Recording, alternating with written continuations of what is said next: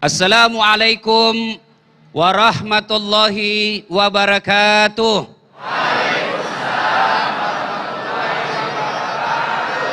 Alhamdulillah, alhamdulillahi rabbil alamin, wa bihi nasta'inu ala umurid dunya waddin. Asyhadu an la ilaha illallah wa asyhadu anna Muhammadan abduhu wa rasuluh. Allahumma salli ala sayyidina Muhammad wa ala alihi wa sahbihi ajma'in. Amma ba'd. Faqad qala Allah subhanahu wa ta'ala fi kitabil karim wa huwa asdaqul qailin. A'udzu billahi minasyaitonir rajim. Bismillahirrahmanirrahim. Ya ayyuhalladzina amanu taqullaha haqqa tuqatih wa la tamutunna illa wa antum muslimun. Wahai orang-orang yang beriman, bertakwalah kalian kepada Allah dengan sebenar-benarnya takwa, dan janganlah kalian mati kecuali dalam keadaan beragama Islam. Ayat ini tiap Jumat dibacakan khatib. Tidak sah khutbah Jumat apabila khatib tidak membaca ayat ini. Jangan kamu mati. Rasa-rasanya ayat ini tidak masuk akal. Iya kan? Jangan kamu mati. Berarti mati kita yang ngatur. Jangan kau mati ya. Berarti mati kita yang ngatur. Padahal mati itu bukan kita yang ngatur. Orang kaya, orang miskin, raja-raja, rakyat biasa, duda, jangan ini. Semua mati. Berarti yang jadi masalah bukan mati. Yang jadi masalah ayat berikutnya, illa wa antum muslimun, kecuali dalam keadaan beragama Islam. Berarti ayat ini menginformasikan kita, banyak di antara kita agamanya Islam, tapi bisa jadi matinya kafir. Nauzubillah min zalik. Wa qala idzan, Allah kemudian berfirman, Bismillahirrahmanirrahim. Innallaha wa malaikatahu yusalluna ala nabi. Ya ayyuhalladzina amanu sallu alaihi wa sallimu taslima. Sesungguhnya Allah dan para malaikatnya bersalawat kepada Rasulullah Muhammad sallallahu alaihi wasallam, maka wahai orang-orang yang beriman, bersalawatlah kalian kepada Rasulullah dengan sebaik-baik salawat. Ayo ibu bapak, yuk kita salawat yuk. Siap? Tapi kita coba dulu, mana lebih kencang suara ibu-ibu dengan bapak-bapak. Bapak-bapaknya diam, bapak diam, ibu-ibu dulu. Yuk ibu, yuk salawat ya. Salatullah mullah ala toha salatullah kalam ala yasin habibillah. Alhamdulillah, diam. Ini tadi bukan keras.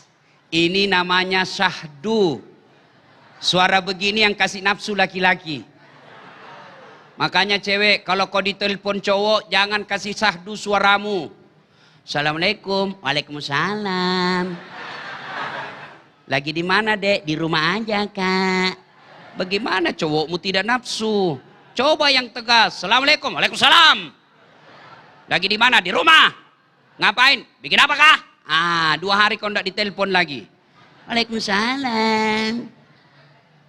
Ibu diam. Kita dengar ini laki-laki. Yuk, jangan mau kalah. Yuk, jangan mempermalukan jenis kelamin. Ayo. Salatullah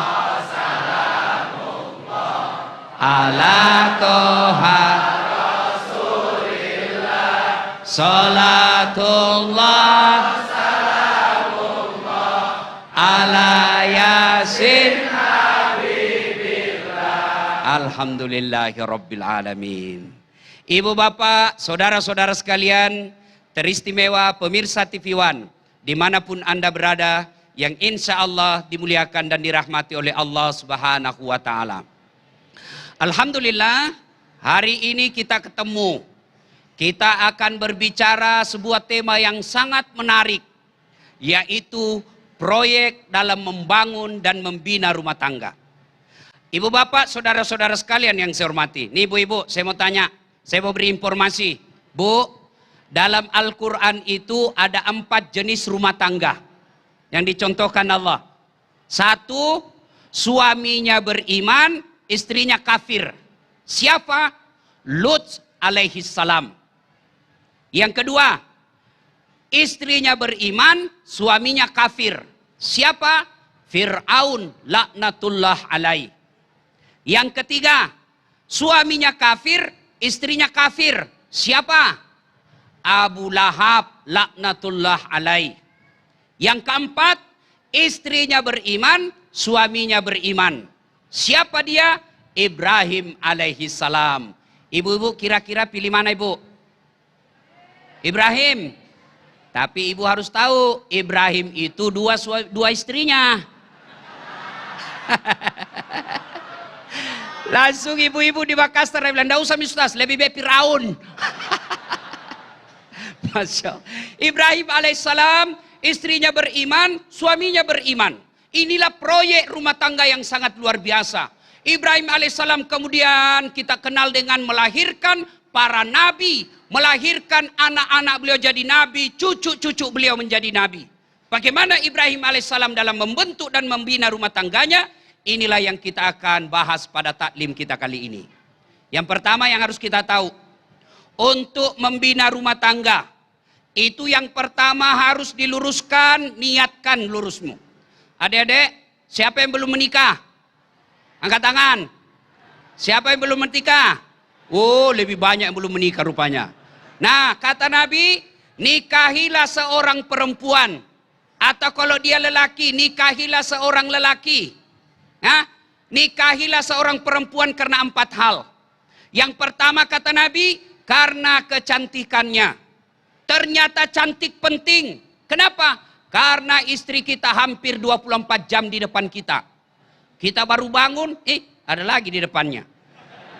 Mau tidur, dia lagi. Pas kurang kantor, ada lagi dia.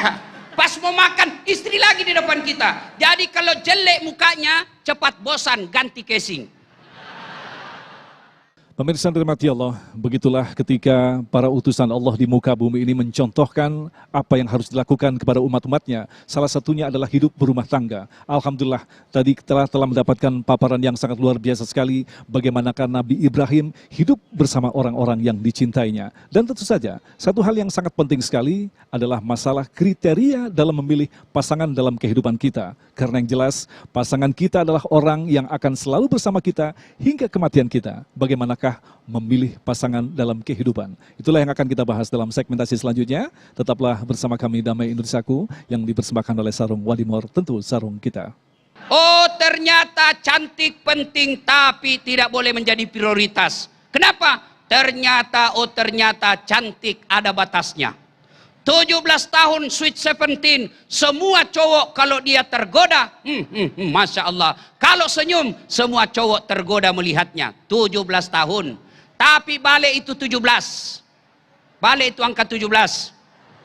71 tahun. Senyum, lari cucunya, dikira mau digigit. Ayo, apalagi zaman sekarang, jangan percaya cantik. Kenapa? Banyak imitasi. Pakai kamera 360. Oh, cantik betul mukanya. Begitu kita ketemu, hancur. Maka cantik penting tapi tidak boleh jadi prioritas. Yang kedua kata Nabi, nikahilah dia karena keturunannya.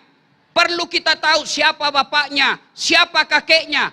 Tapi ternyata keturunan tidak boleh menjadi prioritas. Kenapa? Ada orang bapaknya Nabi, anaknya pengkhianat. Nuh alaihissalam, anaknya pengkhianat. Ada orang bapaknya pengkhianat, justru anaknya jadi nabi. Siapa? Ibrahim alaihissalam. Yang ketiga kata Nabi, nikahilah dia karena kekayaannya. Islam tidak melarang mencari perempuan kaya. Islam tidak melarang mencari laki-laki kaya. Tapi ternyata kekayaan tidak boleh menjadi prioritas. Kenapa? Bapaknya kaya belum tentu turun ke anaknya. Kenapa? 17 bersaudara, harta warisan terbatas. Yang keempat kata Nabi, pilihlah dia karena agamanya. Tiba-tiba mahasiswa saya di Unhas tanya, Ustadz, kenapa agama nomor 4? Mestinya kan agama nomor 1. Saya bilang, ingat dek, betul agama nomor 4, tapi dia tidak titik di situ, koma. Utamakan agamanya karena dengan agama kau dapat semuanya. Kalau untuk mendapat dia cantik, dia anak orang kaya, keturunan baik-baik, baik pula agamanya, sepertinya sangat sulit mendapat di antara 100 cewek. Ada yang cantik mukanya, kesurupan ahlaknya. Ada lagi keturunan baik-baik, mukanya lagi hancur. Ada lagi barangkali kaya, tapi ahlaknya lagi setan. Maka mencari keempat-empatnya sangat susah.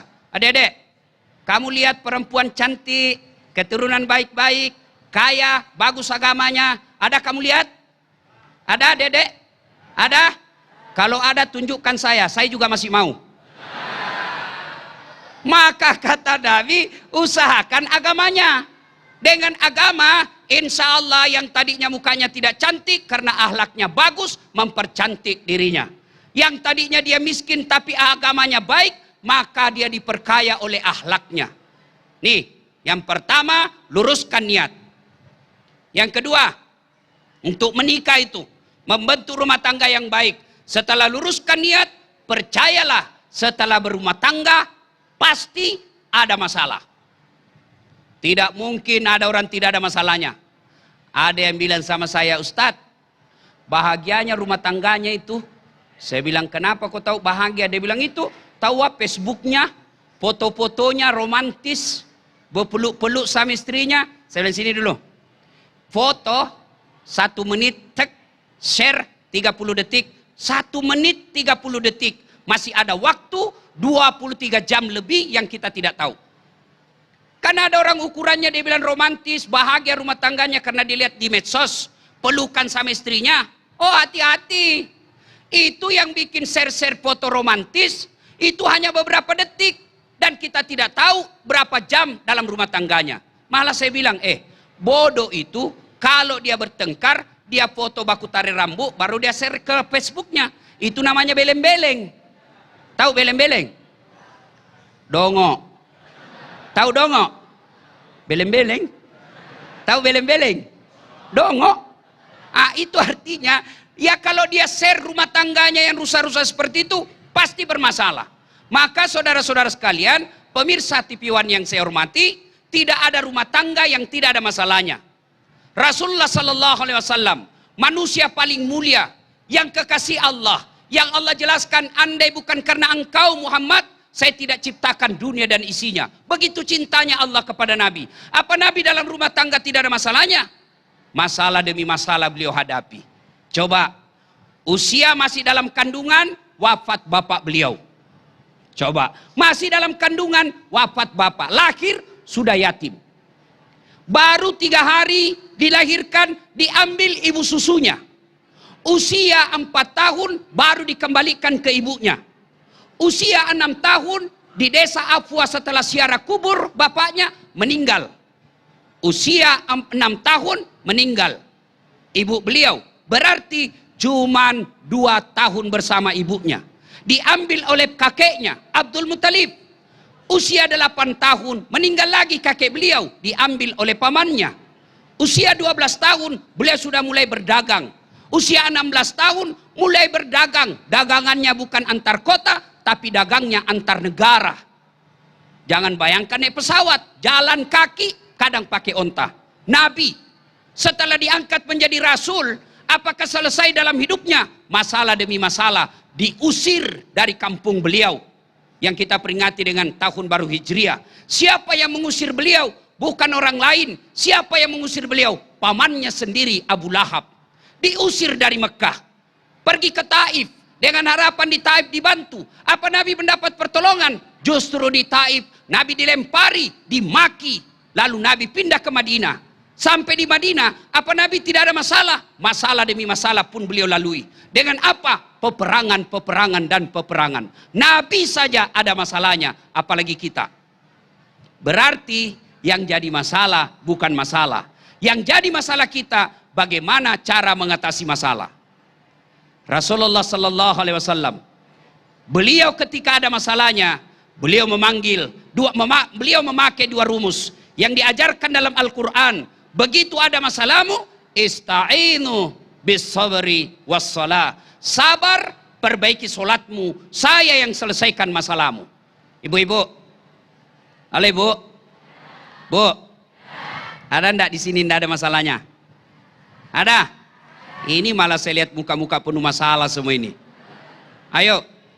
Masalah kita bukan masalah itu.